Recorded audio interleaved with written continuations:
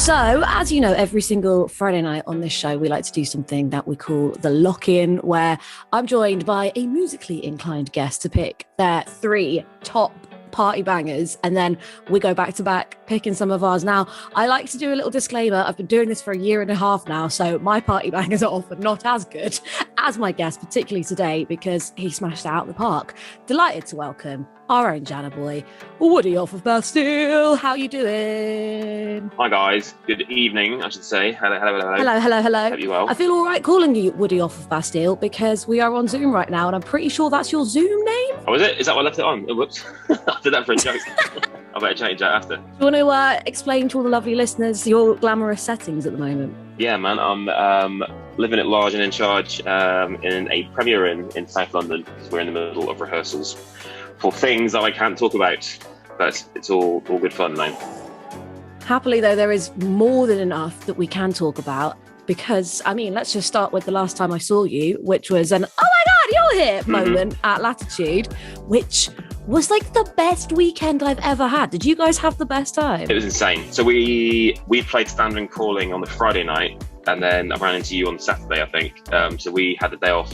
So rather than go home, we thought, well, not been to a festival in quite a while. So we spent all the Saturday at Latitude, roaming around, which is amazing. Yeah, it's just, the whole thing's surreal. Like, I mean, I could go off on a big sort of rant or lecture about the whole industry and whatnot, but like, for us, and especially for like loads of our touring crew as well, it was just nice to get like our identities back a little bit, because yeah, people who are incredibly skilled, incredibly hardworking, like crew especially, go from making pretty decent money to not being able to get like driving jobs at Amazon. Yeah, it's been pretty heartbreaking for a few of them. So yeah, to get everyone back doing what they're really good at was like, yeah, Christmas come early, basically. Hugely. And I mean, it's not remotely the same kind of thing for me. I've been in the privileged position of still working and been able to do my job through this. But I actually said to my mates up there, this sounds so hyperbolic and ridiculous, but I think you might know what I mean.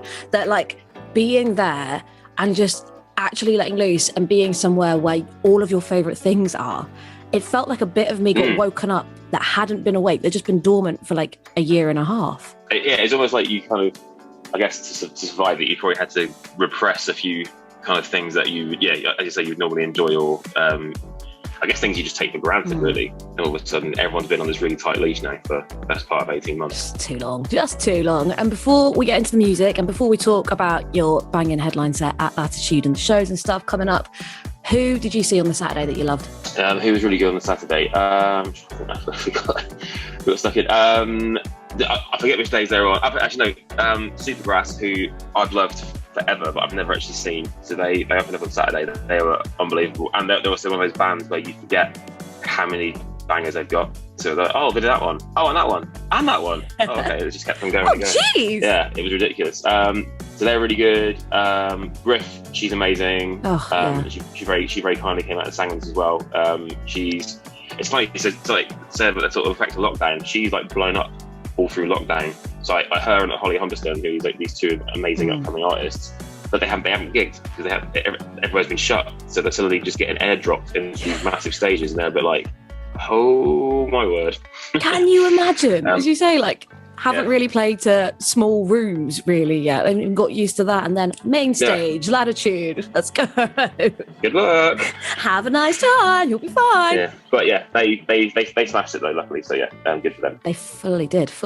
I reckon we should get into the music now, because that is the cornerstone of this hour of chat and everything. So I've asked you to pick your 3 big party bangers. You kind of swung back and forth on one, but we've landed with this as your opener. Why, Woody, have you gone for Diplo? Because this one will get everyone's rear ends moving, or heads nodding, and feet moving as well. And it's a bit of fun. You can jump around, and everyone who thinks they're too cool will still probably get dragged in by this one. Yeah, no one's safe. I love that. As a rationale, it's perfect, and I'm going to stick with it with mine straight off the back, because I'm going, I can't believe I'm saying this, for Sean Paul and Temperature, because it's got to be done. It is impossible not to be happy when you hear Sean Paul. Exactly. Fact. Shut up, Paul. Yeah, Sean Paul. Right, Woody, Diplo, get it right on your radio. So, Woody, we have just had your first track. It's huge. Everyone is feeling good. You guys, so hopefully now like fully reawakened as the huge behemoth beast that is Bastille with these big shows that you've already done. I missed your headline set at Latitude. I had to get the last flipping shuttle bus off site. So you could lie to me, but I imagine it was amazing anyway. How the heck was it? Unbelievable, man. It's there's an element. I mean, bear in mind, I've been playing, given my age away, I've been playing drums the best part of 25 years now, since I was a young lad. But there's an element in the back of your mind, like, if you don't use it, do you lose it? Sort of thing. So that was like 5% in the back of my mind. Made one clanger, which I don't think anyone seems to notice too badly. I think that's a little bit like he's just riffing. He's riffing. It's fine. Yeah. It's jazz, actually, guys. But yeah, it was just, as I say, to kind of get back to what because I get something taken for granted. Like, we've been immensely privileged to like play like big stages like all over the world, like pretty much every corner. So yeah, just that's something we took for granted quite a lot. So just to be back to it, and just also like seeing people again. Because part of it's a bit like, I mean, obviously everyone there have been tested and or double vaccinated, so it's kind of seeing that amount of people assembled together again felt a little bit odd. But at the same time, we need to move things forward now, and as I say, vaccine rollout's happening, and number of deaths are not going crazy. Touch wood. So yeah, hopefully we can start moving things forward. This is what we hope. And even just musically, that's exactly what you guys have been doing, because these aren't conventional Bastille sets that are happening right now, are they? It's Bastille reorchestrated. So what the heck is going on for people who are going to see you soon? So we've got 2 more shows doing it like this that are booked in. I mean, it's a project that will probably keep rolling on indefinitely, on and off. But we basically, if anybody is really curious, you can see it on Amazon. There's a documentary about it called Reorchestrated. And we took all our songs.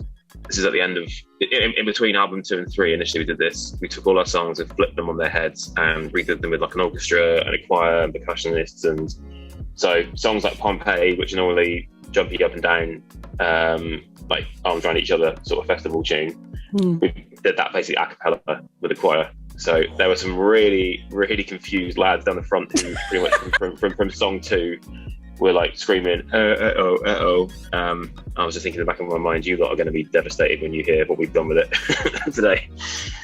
I like to think that what actually happened is they went, do you know what? Strings are really rather beautiful, aren't they? Let's just really get into this, like, I think after a weekend of 19 ciders a day, they probably weren't thinking that clearly, but you know. That's true. That's very true. I mean, I've spoken to a few artists who've done kind of projects a little bit like this, and they've said to me that kind of involving choirs and restructuring songs and bringing in kind of these unexpected, quite grand musical elements is like almost musical approval, if that makes sense. That it's like that it's what they grew up being like, whoa, that's the pinnacle, that's really, really fancy, you know? And so they do that, and it's approving something. Is that kind of why you did it, or did you just fancy it? Well, it wasn't really for like validation or anything. It's just, I mean, there's definitely, especially the first couple albums, there's like a big element, I guess throughout all of them, there's an element of like strings and stuff to it. So it kind of made sense to just kind of like expand that out. But we're really fortunate that we've got an incredible, couple of arrangers. So Johnny Abraham, who's also the bass player actually in public service broadcasting. Oh, right. He's just a genius. So he arranged all the stuff for us. And Senab Adekunle as well. She's like the kind of choir like arranger in Queen Bee. So yeah, between those two, we sort of barked rough ideas at them, and they interpreted idiot and then turned it into musician speak, and it all came out all right. Worked out all right in the end, didn't it? And as you say, a couple of, currently a couple of shows left. No big deal. Hampton Court Palace. As you do.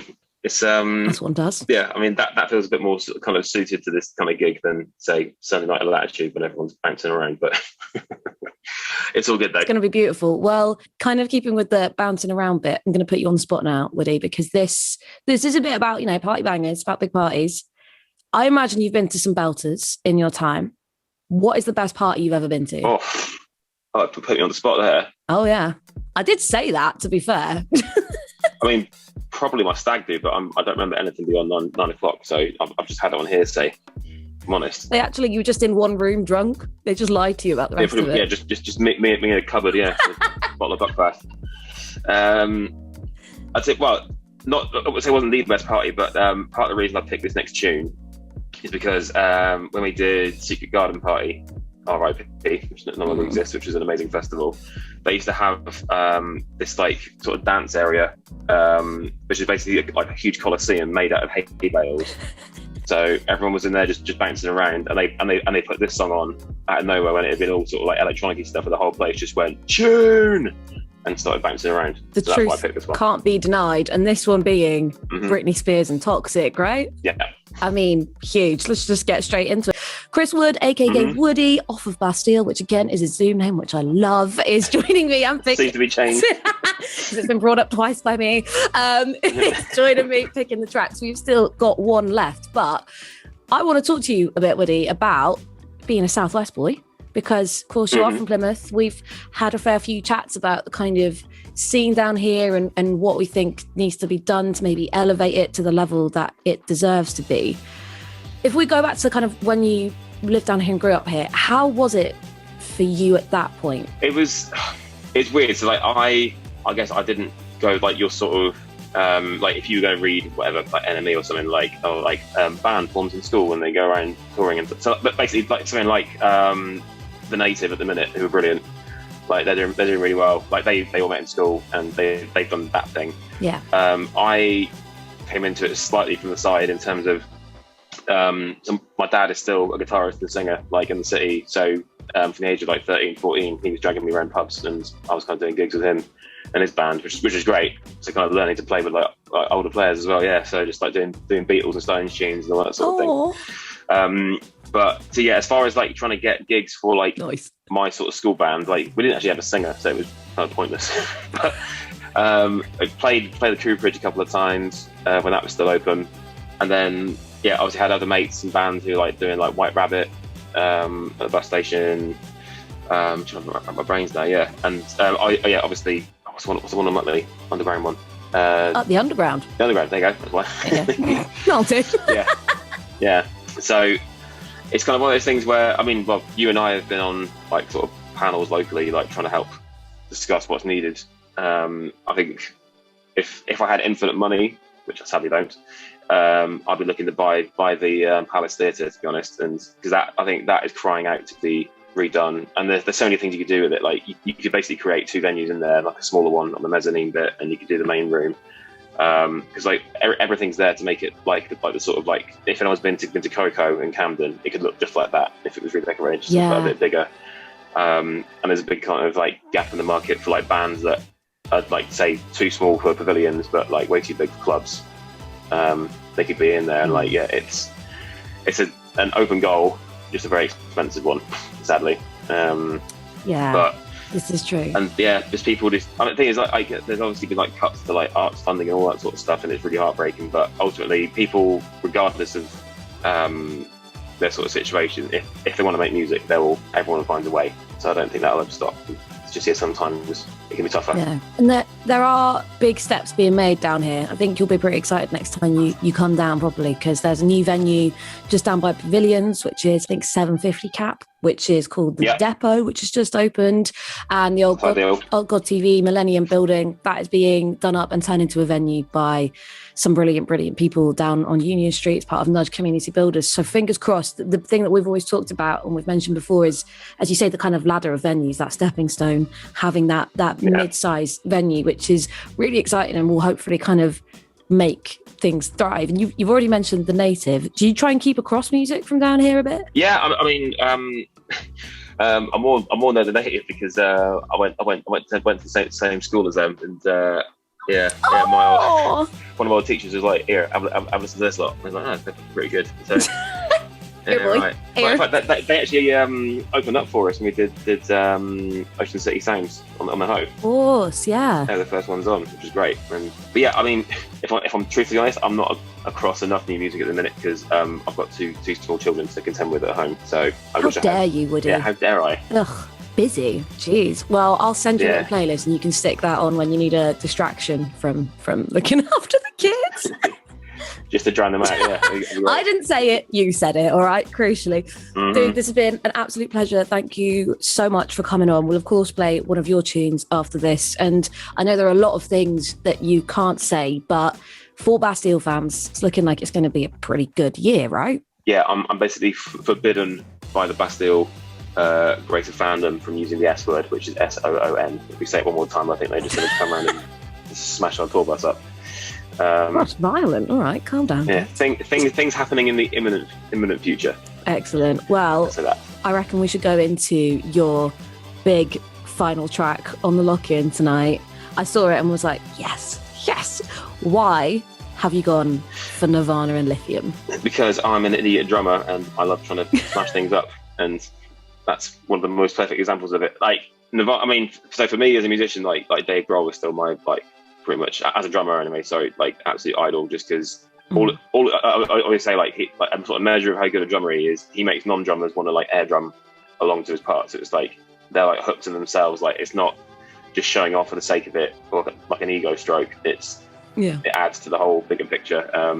And yeah, for any new bands out there, Nirvana is a really good example of dynamics. So not just being at the same level. So Nirvana will always go from a whisper to a roar all the time, and that keeps things exciting. That's a very easy win when you're making music to do that. So true. And off the back of it, I am going to throw in a bit of LCD Sound System and Daft Punk is playing at my house, because very nice. That's an excellent party closer.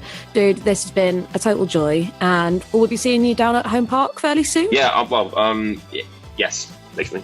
Yeah, I'll be around. Basically. I've got the fixture list out, and it's just kind of working out diaries, and hopefully no more lockdowns. Hopefully not. Well, we'll grab a pasty and a pint and have a jam to some of these. Cheers, Woody. Yes, mate. Cheers, mate. What a boy. Let's have a bit of Woody's last pick, shall we?